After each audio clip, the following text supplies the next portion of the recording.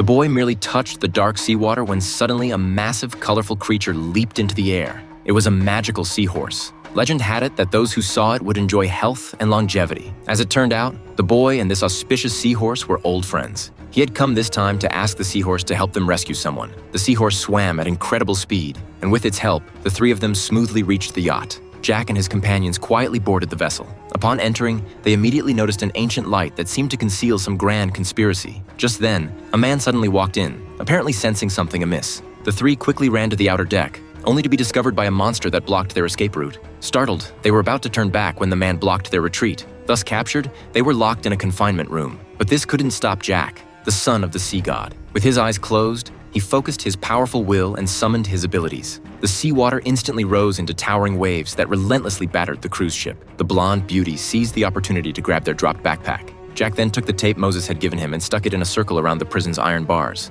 Astonishingly, the prison was instantly cut open, allowing everyone to escape. However, when the three reached the deck, they encountered the enemy. A fierce battle was inevitable. Fortunately, Jack's fighting skills were exceptional, and he knocked the enemies into the water. But as more enemies appeared, Jack led them to the top of the cabin to buy time for his teammates to steal a lifeboat. For the moment, the enemies were helpless against Jack. Then the villain Luke emerged. Through their conversation, Jack learned that his brother, the half-ocean man, wasn't on the ship. Meanwhile, his teammates had successfully stolen the lifeboat. But as the boy was installing the engine, his hand slipped and the engine fell into the sea. At that moment, the enemies had already targeted him. In the nick of time, Jack used his telekinetic powers to create a massive water barrier for his teammate. The woman remembered there was still a canister of nitrogen in the backpack. Using the nitrogen for acceleration, the lifeboat sped away. Jack also took the opportunity to jump from the yacht, using the sea's power like a surfboard to make his escape. Unexpectedly, Luke followed him down. It turned out they were half-brothers who shared the same abilities. Just as Luke was about to catch up, Jack raised his hand and sent Luke flying with a single strike. Thus, the three escaped on their nitrogen-powered boat.